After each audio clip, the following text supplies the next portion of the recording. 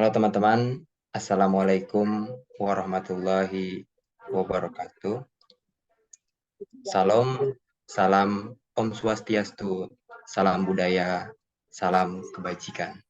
Saya Nirwan, saya bersama rekan kelompok saya, ada Cynthia Serena, Nekavila Wimanda, Aisyah Putri, Selemita Nadia Pratama. Di sini kami akan menjelaskan, membahas tentang teknologi dan juga sistem yang digunakan oleh PT DM Indonesia. Sedikit saya jelaskan, saya sebagai pemateri ke-1, Cynthia sebagai pemateri kedua, Nekavila sebagai pemateri ketiga, Aisyah Putri sebagai pemateri keempat, dan Selemita Nadia sebagai pemateri kelima. Langsung saja kita masuk ke dalam pokok pembahasannya. Kita masuk ke dalam pokok pembahasan yang teknologi dulu. Pertama, pada era teknologi yang berkembang pesat, ditandai dengan tingginya minat masyarakat akan informasi dihubungkan dengan ketersediaan sistem informasi yang memadai. Banyak pihak yang berkepentingan membutuhkan informasi dari suatu perusahaan, terutama informasi keuangannya.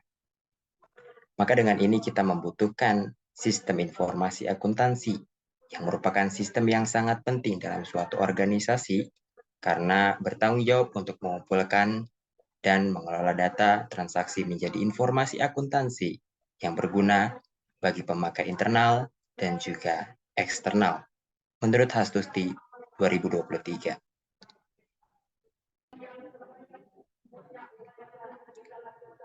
Oke, selanjutnya kita masuk ke dalam konsep dasar sistem.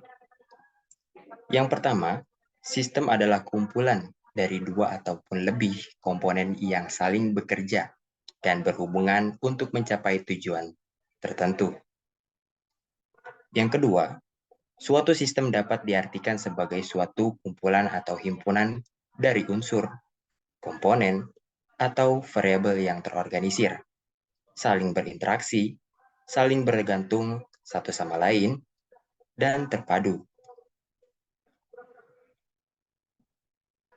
Selanjutnya kita masuk ke dalam macam-macam sistem.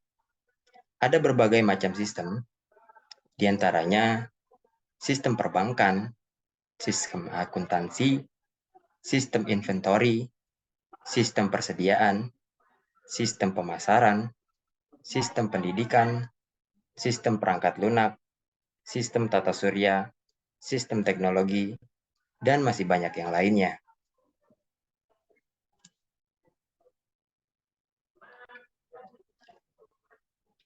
Selanjutnya kita masuk ke dalam peralatan pendukung atau tool system.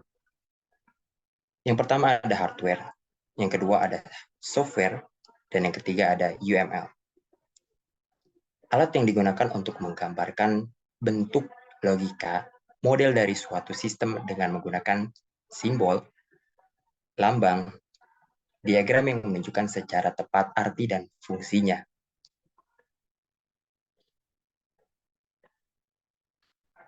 Selanjutnya kita masuk ke dalam ruang lingkupnya.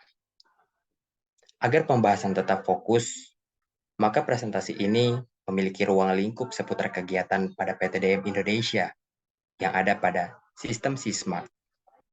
Sedikit saya jelaskan bahwa SISMART ini adalah suatu sistem atau semacam aplikasi yang digunakan oleh PTDM Indonesia. Mengenai sistem informasi akuntansi yang digunakan pada PTDM Indonesia. Selanjutnya kita masuk ke dalam sejarah perusahaan. Pada awal berdirinya pabrik, ini hanya menggunakan 4 unit mesin casting dan menggunakan dies milik customer, tetapi pada akhirnya meningkat menjadi 8 unit. Sekarang pabrik ini beroperasi dengan jumlah total mesin casting 12 unit, yang didukung dengan workshop yang dilengkapi dengan mesin-mesin canggih untuk mendukung jalannya produksi. Bahkan digunakan untuk membuat daya sendiri. Dibanding mesin maksudnya di bagian mesin terdiri atas mesin bubut, mesin CNC atau CNC, spesialisasi purpose mesin yang digunakan khusus untuk produksi massal. Adapun visi dan misi perusahaan. Yang pertama, visinya. Perusahaan kecil tetapi perusahaan dice casting yang punya kekuatan daya saing yang tinggi. Misinya, mendukung customer dengan menghasilkan produk casting persyaratan terbaik. Oke teman-teman, selanjutnya materi akan dilanjutkan oleh rekan saya, Cynthia Serena. Selanjutnya ada struktur organisasi. Yang pertama ada direktur. Tugas dan tanggung jawab direktur karyawan itu ada beberapa, yaitu mengelola bisnis dan menyusun strategi bisnis untuk kemajuan perusahaan, melakukan evaluasi terhadap kinerja karyawan di perusahaan sehingga seluruh kinerja karyawan ditingkatkan atau diperhatikan. Selanjutnya ada production. Tugasnya ialah mengoperasikan mesin dan peralatan produksi sesuai dengan produser dan standar operasional yang ditetapkan. Selanjutnya tugas DC atau production. Memastikan kelancaran semua aliran proses produksi. Untuk CNC production itu membaca dan memahami gambar teknik dan spesifikasi yang akan diproduksi. Ada finishing product. Melakukan proses akhir barang dan maintenance produk itu merencanakan proses produksi. Mold production itu membaca dan memahami gambar dan diagram untuk menentukan posisi dan pengaturan mesin molding. Selanjutnya ada HRD support, itu merekrut kandidat. Utility support melakukan perbaikan terhadap kerusakan mesin beserta instrumentasi. Yang 10 ada ACC support, itu tugasnya untuk mengolah data dan laporan keuangan perusahaan. Ada PDR support, meninjau progres dari marketing. Selanjutnya ada marketing support, itu membuat dan mengirim quotation kepada konsumen. Ada RAD support, menghasilkan riset dan uji coba awal produksi. Ada QC support, memantau dan menguji penelitian produk. Next.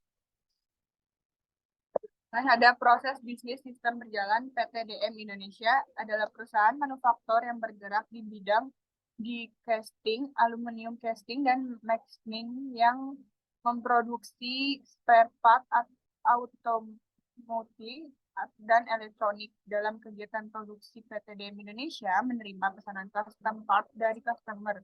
Kemudian PT DM Indonesia melakukan desain untuk part, setelah itu memesan cetakan untuk part ke supplier molding. Setelah molding, jadi bagian produksi dapat memulai untuk mengerjakan pesanan tersebut. Jika customer sudah memiliki molding sendiri, maka dapat mempersingkat proses produksi. Mengenai alur proses penjualan pada PT DM itu ada 6. Kita sebutkan hanya beberapa. Saya sebutkan hanya beberapa. Yang pertama ada customer memesan barang atau mengirim forecast kepada marketing PT DM Indonesia. Yang kedua ada PPC menerima informasi dari marketing dan membuat schedule produksi sesuai dengan forecast. Yang ketiga ada produksi melakukan produksi sesuai dengan planning PPIC. Dan selanjutnya, memberikan soft copy invoice kepada akun receivable. Ada akun receivable melakukan pencatatan dan pada sistem smart. Akun receivable menerima pembayaran dan melakukan pencatatan pelunasan piutang. Dan terakhir ada akun receivable mengarsipkan dokumen invoice. Selanjutnya ada mengenai alur proses pembelian pada PT DM Indonesia. Yang pertama ada purchasing, menerima purchase request dari user. Ada purchasing menghubungi supplier dan mengirim purchasing request. Ada supplier menyetujui dan membuat quotation dan atau pesanan tersebut. Selanjutnya ada processing, membuat dan mengirimkan purchase order pada supplier. Selanjutnya ada supplier mengirim barang, ada warehouse menerima barang dan melakukan pengecekan apabila barang sudah sesuai surat jalan dan ditandatangani. Dan dia ada supplier membuat dan mengirimkan invoice pada PT DM Indonesia, yang ada proses menerima invoice dan menyerahkan dokumen invoice ke akun payable. Dan selanjutnya ada accounting, memeriksa kelengkapan dokumen dan melakukan pencatatan pada smart system. Dan terakhir ada accounting, melakukan pembayaran klaim yang disepakati. Nah, jadi akan saya kasih ke Nuke. Terima kasih Cynthia. Di sini saya mau menjelaskan jenis-jenis UML. UML itu terbagi menjadi dua, yaitu use case diagram dan diagram activity atau activity diagram. Next. Use case diagram. Use case diagram adalah teknik untuk merekam persyaratan fungsional sebuah sistem, menggambarkan fungsionalitas yang diharapkan dari sebuah sistem. Use case diagram menekankan kepada apa yang diperbuat oleh sistem dan bukan bagaimana sebuah use case mempresentasikan sebuah interaksi antara aktor dengan sistem. Di sini ada simbol-simbol dari use case itu sendiri. Yang pertama ada simbol aktor, mewakili peran orang, sistem yang lain, atau alat ketika berkomunikasi dengan use case. Yang kedua ada use case-nya sendiri, itu berarti abstraksi dan interaksi antara sistem dan aktor. Yang ketiga ada association. Association adalah abstraksi dari penghubung antara aktor dengan use case. Yang keempat ada generalisasi, menunjukkan spesialisasi aktor untuk dapat berpartisipasi dengan use case. Kemudian ada simbol include, menunjukkan bahwa suatu use case seluruhnya merupakan fungsional dari use case lainnya. Yang terakhir ada extend, menunjukkan bahwa suatu use case merupakan tambahan fungsional dari use case lainnya jika suatu kondisi terpenuhi.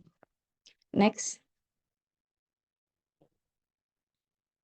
Kemudian di sini ada diagram pembelian PT DM Indonesia. Yang pertama, aktor atau akunting itu menerima invoice dari yang dikirimkan oleh supplier. Kemudian melakukan pengecekan kelengkapan dokumen, melakukan pencatatan pada sistem SysMart, melakukan pembayaran sesuai dengan termin yang telah disepakati, mencatat transaksi pelunasan di sistem SysMart. Kemudian yang terakhir adalah arsip dokumen invoice dan bukti bayar. Oke, di sini saya coba menjelaskan satu persatu.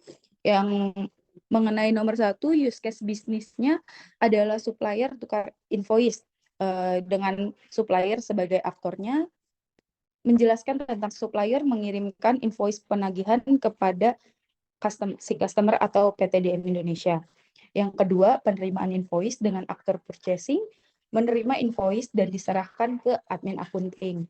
Yang ketiga, ada pengecekan invoice oleh accounting, pengecekan kelengkapan invoice berupa DO atau surat jalan, PO, invoice, packing list, dan faktur pajak. Yang keempat adalah pencatatan jurnal pembelian oleh accounting, pencatatan invoice pembelian ke dalam sistem SysMart. Yang kelima ada persiapan payment, masih dengan aktornya accounting, persiapan payment sesuai dengan invoice yang telah jatuh tempo. Yang keenam ada transfer payment oleh accounting, melakukan pembayaran sesuai invoice jatuh tempo yang telah dipersiapkan. Yang ketujuh ada pencatatan jurnal, accounting, aktornya adalah accounting, pencatatan pelunasan hutang ke dalam sistem SysMart. Yang ke-8 ada arsip dokumen oleh accounting, itu dengan keterangan mengarsipkan dokumen invoice dan bukti pembayaran. Next. di sini juga ada use case diagram penjualan PTDM Indonesia. Aktornya masih sama di akunting juga. Yang pertama adalah menerima DO atau surat jalan yang sudah ditandatangani oleh warehouse customer. Yang kedua, menerima invoice dari marketing. Kemudian akunting membuat faktur pajak berdasarkan invoice yang telah diserahkan. Kemudian mencatat transaksi penjualan beserta PPN di sistem Sysmart-nya. Kemudian ada arsip invoice, DO, PO, dan faktur pajak untuk dokumentasi internal perusahaan. Kemudian billing invoice, DO, PO, dan faktur pajak ke customer. Billing invoice atau tukar invoice ataupun mengirimkan invoice dari PTDM Indonesia kepada customer. Kemudian menerima pembayaran dari customer. Setelah menerima pembayaran, akunting akan melakukan pencatatan pelunasan piutang customer di sistem Sysmart. Untuk keterangannya, use case bisnis yang pertama adalah kirim barang ke customer. Aktornya adalah PPIC, mengirimkan barang sesuai dengan PO ke warehouse customer. Yang kedua ada customer terima barang. Aktornya itu customer, itu alurnya adalah warehouse customer menandatangani dan mencap perusahaan pada DO atau surat jalan sebagai tanda bahwa telah diterima, barang tersebut telah diterima. Yang ketiga adalah pembuatan invoice oleh tim marketing, membuat invoice berdasarkan surat jalan atau barang yang dikirimkan ke customer. Keempat, ada membuat faktur pajak oleh akunting, membuat faktur pajak berdasarkan invoice yang telah dibuat oleh marketing. Yang kelima, ada pencatatan piutang oleh akunting, melakukan pencatatan piutang dan PPN ke dalam sistem Sysmart. Arsip, kopi invoice, dan dokumen pendukung untuk dokumentasi perusahaan yang dilakukan oleh aktor akunting. Kemudian billing ke customer atau melakukan billing atau pengiriman invoice dan faktur pajak serta dokumen pendukung lainnya ke customer yang dilakukan oleh akunting. Yang ke-8 adalah penerimaan pembayaran, menerima pembayaran dari customer. Yang ke-9 atau yang terakhir adalah pencatatan pelunasan piutang, mencatat pelunasan piutang customer pada sistem Sysmart yang dikelola atau aktornya adalah akunting. Sekian, kemudian saya lempar ke Aisyah. Terima kasih. Baik, terima kasih. Di sini saya akan menjelaskan mengenai activity diagram. Activity diagram itu menggambarkan berbagai alur aktivitas dari dalam sistem yang sedang dirancang. Bagaimana masing-masing alur berawal, decision yang mungkin terjadi, dan bagaimana mereka akan berakhir. Selanjutnya, di sini ada activity diagram penjualan PTDM Indonesia. Jadi di sini ada activity diagram penjualan PTDM Indonesia. Yang pertama ada customer. Di sini customer, apakah sudah ada forecast? Forecast yang dimaksud adalah customer membuat forecast yang akan dikirimkan ke PTDM Indonesia. Nah, apabila sudah ada forecast, maka customer hanya tinggal mengirimkan PO yang akan selanjutnya dibuat surat jalan oleh sales dan dikirim oleh bagian PPIC. Apabila belum ada forecast, maka misalnya ini customer-nya baru melakukan pembelian ke PTDM Indonesia. Karena PTDM Indonesia ini merupakan perusahaan manufaktur di mana barangnya dibuat berdasarkan pesanan atau forecast ini, agar customer dapat menerima barang lebih cepat, maka customer mengirimkan forecast.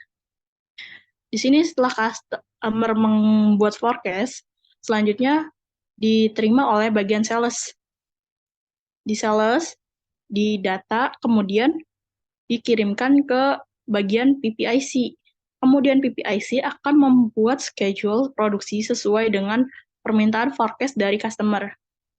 Selanjutnya, PPIC akan meminta untuk bagian produksi melakukan produksi sesuai dengan forecast yang telah dikirimkan oleh customer. Kemudian, produksi akan membuat sesuai dengan perencanaan sebelumnya, hingga pada akhirnya jadi persediaan barang jadi. Nah, setelah barang jadi, akan dikirim ke customer apabila customer sudah mengirimkan PO. Jadi customer akan mengirimkan PO, kemudian sales akan membuatkan surat jalan yang akan dikirim bersama dengan barang. Kemudian barang akan diterima oleh customer. Customer bagian warehouse akan mengirimkan DO. Setelah melakukan pengecekan apakah barang tersebut sudah sesuai, maka DO tersebut akan ditandatangani dan dicap oleh warehouse tersebut. Kemudian, berdasarkan surat jalan yang sudah dikirimkan, bagian sales akan membuat invoice penagihan ke customer. Kemudian bagian sales akan mengirimkan invoice tersebut ke bagian accounting yang akan dibuatkan faktur pajaknya. Kemudian bagian accounting akan melakukan tukar faktur dengan dokumen billing yang berupa PO customer, DO yang sudah ditandatangani oleh warehouse perusahaan customer, yang artinya barang ini sudah benar-benar diterima oleh customer. Kemudian dikirimkan ke bagian customer di bagian accounting.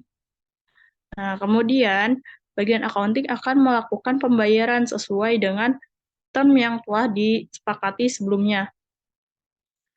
Apabila sudah melakukan pembayaran, maka accounting akan melakukan pencatatan dan pelunasan di sistem SISMART. Activity selesai. Baik, selanjutnya ada activity diagram dari pembelian PT DM Indonesia. Jadi pertama ada section yang request pembelian atau membutuhkan sebuah barang yang akan dipergunakan. Kita anggap saja yang request bagian production. Misalnya bagian production membutuhkan sebuah barang, maka akan membuat PO request sesuai dengan barang yang dibutuhkan. Kemudian dikirimkan ke bagian purchasing. Purchasing yang menerima PO request menghubungi supplier, mengecek apakah PO tersebut, kemudian supplier akan mengecek apakah PO tersebut bisa diproses atau tidak. Apabila supplier tersebut tidak dapat memproses permintaan dari purchasing, maka purchasing akan mencari supplier lain hingga menemukan supplier yang cocok. Nah, kemudian supplier yang sudah menerima permintaan dari purchasing akan memberikan price list dan agreement atau kesepakatan kira-kira berapa term yang dibutuhkan, kemudian kondisi-kondisi tertentu yang bisa menambah biaya apabila purchasing menginginkan lebih cepat atau sebagainya. Apabila bagian purchasing setuju, maka akan dikirimkan oleh supplier atau akan diproduksi oleh supplier. Nah, apabila salah satu pihak tidak setuju dan tidak menemukan kesepakatan, maka purchasing akan mencari supplier lain yang sekiranya dapat melakukan request yang dibutuhkan, request untuk memproduksi barang atau barang yang dibutuhkan oleh production ini. Kemudian apabila kesepakatan sudah dilaksanakan, harga sudah sesuai, kemudian agreement-nya juga sudah sesuai, maka supplier akan mempersiapkan barang bisa diproduksi terlebih dahulu atau ini merupakan barang jadi yang langsung bisa dikirim. Nah, jadi supplier akan mengirimkan barang beserta surat jalan. Kemudian bagian warehouse PT DM Indonesia akan menerima barang, mengecek apakah sesuai dengan PO yang telah dikirimkan oleh bagian purchasing. Kemudian apabila sudah sesuai, maka bagian production bisa menggunakan barang yang di-request-nya. Nah, pada saat pengiriman barang, supplier juga mengirimkan surat jalan yang harus ditandatangani dan dicap oleh bagian warehouse. Berdasarkan surat jalan yang sudah diterima oleh supplier yang membuktikan bahwa barang tersebut sudah diterima dengan aman hingga ke PTDM Indonesia, maka dia akan membuat invoice penagihan dan faktur pajak yang akan dikirimkan ke bagian accounting PTDM Indonesia. Accounting PTDM Indonesia menerima invoice tersebut, mengecek kelengkapan dokumen seperti invoice, PO, kemudian surat jalan, dan faktur pajak apakah sudah sesuai dengan peraturan. Apabila terdapat yang tidak sesuai, maka bagian supplier harus mengirimkan tambahan dokumen yang kurang tersebut. Kemudian accounting akan menginput ke sistem akuntansi Sismart. Setelah diinput, setelah invoice tersebut jatuh tempo, sesuai dengan term yang disepakati, maka accounting akan melakukan pembayaran ke PTDM Indonesia.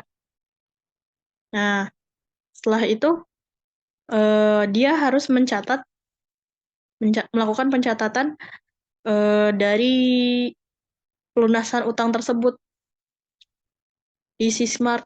Kemudian setelah di Sismart sudah dilunasi untuk invoice tersebut, maka harus melakukan dokumentasi berupa arsip dokumen invoice yang sudah dibayarkan, kemudian dan bukti transfer apabila sudah ditransfer atau berupa kwitansi. Nah, itu untuk activity diagram pembelian di PTDM Indonesia. Selanjutnya ada dokumen masukan atau analisis masukan adalah analisis atau penguraian masalah yang dilakukan terhadap semua data atau informasi yang berfungsi sebagai data input sehingga menghasilkan proses dan kemudian akan ada hasil dari sebuah proses itu sendiri. Seperti invoice dari supplier yang didapat ketika bagian gudang sudah menerima barang dan supplier mengirimkan invoice asli ke accounting. Seperti yang saya jelaskan di activity diagram tadi, supplier sudah mengirimkan barang dan diterima oleh bagian gudang. Kemudian supplier mengirimkan invoice asli ke accounting, baru bisa dilakukan pencatatan dan pembayaran sesuai dengan termnya. Kemudian setelah mendapatkan invoice, bagian accounting mempersiapkan pembayaran ke supplier. Nah, selanjutnya ada dokumen masukan. Ini berupa yang pertama itu gambar pertama ada invoice dari supplier. Nah, bisa dilihat di sini ada materai. Ini untuk dokumen lama, makanya masih materai 6.000. Untuk saat ini dokumen yang digunakan harus menggunakan materai 10.000 sesuai dengan aturan pemerintah untuk invoice yang ada di atas 5 juta. Oke, selanjutnya, slide selanjutnya, ada dokumen keluaran. Analisis keluaran adalah analisis atau penguraian masalah yang dilakukan pada hasil dari keseluruhan proses yang terjadi, dari mulai penginputan data sampai terjadi proses pengolahan data melalui sistem pengolahan data yang ada, dan melalui proses pengecekan kembali data-data yang ada bila terjadi kesalahan atau data kurang lengkap. Nah, ini untuk contohnya ada invoice yang kita keluarkan ke customer. Jadi, apabila barang sudah dikirimkan ke customer harus melakukan cap receive seperti yang ada di dokumen kedua untuk invoice tersebut. Nah, ini merupakan dokumentasi dari PTDM Indonesia. Apabila terjadi sebuah transaksi, maka harus ada dokumentasi dari transaksi tersebut, mau itu berupa pembelian ataupun penjualan. Kemudian selanjutnya Materi selanjutnya akan dibacakan oleh teman saya, Salamita Nadia. Waktu dan tempat dipersilahkan. Terima kasih. Oke, baik. Selanjutnya saya akan menjelaskan materi selanjutnya itu permasalahan pokok. Yang pertama itu permasalahan pokok pada customer. Permasalahannya terdiri dari pertama adanya perubahan kuantiti antara forecast dan purchase order yang diterima PT DM Indonesia. Yang kedua itu ada perubahan jadwal pembayaran. Yang ketiga, kurangnya komunikasi terhadap status barang NG akan dilakukan debit note atau retur barang. Yang kedua, permasalahan pokok pada akunting. Yang pertama ada keterlambatan pembuatan dan pengiriman invoice kepada customer. Yang kedua, kekeliruan pencatatan nominal invoice. Yang ketiga, arsip dokumen tersisip pada saat input sistem. Selanjutnya itu pemecahan masalah. Pertama ada pemecahan masalah pada customer. Yang A itu membuat forecast yearly agar PT DM Indonesia dapat membuat safety stock. Yang kedua, memberikan informasi secara formal melalui email apabila terdapat perubahan jadwal pembayaran. Yang ketiga, itu tidak dapat melakukan transaksi debit note apabila dokumen belum dikirimkan kepada PT DM Indonesia maksimal tanggal 5 setiap bulannya. Barang yang tidak di debit note akan dilakukan replacement. Selanjutnya itu pemecahan masalah pada akunting. Yang A membuat rekap customer yang telah closing agar tidak terlewat saat pembuatan invoice. Yang B melakukan pencatatan secara manual sebelum input transaksi ke dalam sistem untuk minimalisir kekeliruan. Yang C menyusun dokumen sesuai dengan tanggal invoice paling mudah dan menerapkan sistem kerja pembuatan, penginputan, dan pengiriman invoice. Oke, selanjutnya itu kesimpulan. Berdasarkan hasil riset yang penulis lakukan, maka dapat ditarik kesimpulan sebagai berikut. PT DM Indonesia adalah perusahaan manufaktur yang bergerak di bidang casing, aluminium casing, dan machining yang memproduksi spare part otomotif dan elektronik. Dalam kegiatan produksi, PT DM Indonesia menerima pesanan custom part dari customer. Kemudian PT DM Indonesia melakukan desain untuk part. Setelah itu memesan cetakan untuk part ke supplier atau molding. Setelah molding, jadi bagian produksi dapat memulai untuk mengerjakan pesanan tersebut.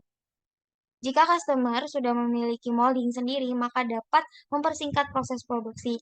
Dalam kegiatan rutin yang dilaksanakan di PT DM Indonesia, terdapat beberapa aturan perusahaan yang ditentukan. Dalam hal ini, struktur organisasi yang berperan penting dalam berjalannya sistem penjualan dan pembelian di PT DM Indonesia.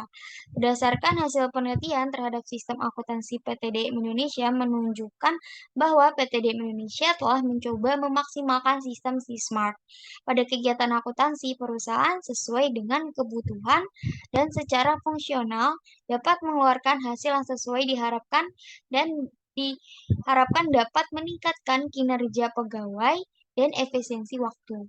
Namun, peneliti masih melihat beberapa permasalahan pada sistem perusahaan tersebut. Permasalahannya terdiri dari masalah kekurangan persediaan ketika kondisi permintaan pasar saat sedang tidak pasti, tidak menerima informasi saat perubahan jadwal pembayaran, dan tidak bisa melakukan transaksi debit note dan arsip dokumen yang tersisir.